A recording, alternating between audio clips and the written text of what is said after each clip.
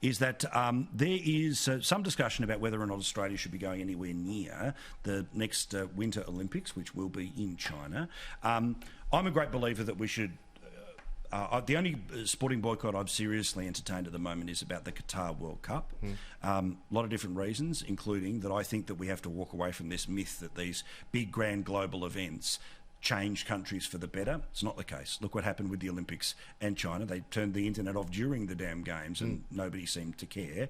4,000 people have died building the venues that those games, that the soccer will be played in. But conversation about whether we should be holding back from going to China and the Winter Olympics, I don't imagine we will, but do you think we should?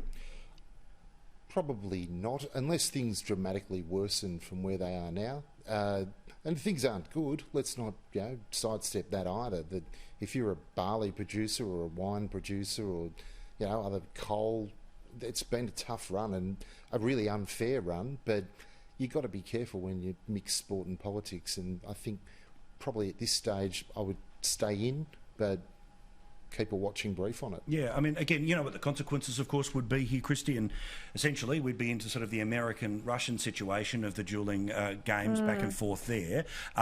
I truly believe that about the Qatar World Cup. I understand how frustrating that could be for football fans, but I'm sorry, my line in the sand is that this is a country where you can be jailed still for your sexuality, where women are not treated appropriately, and they were willing to have poor people from other countries die to build the glittering event. So it's sort of this giant papering over exercise, which I don't support. And hold their passports while they're working. Correct. Anyway, but what do you think about the Winter Games, though, Christy?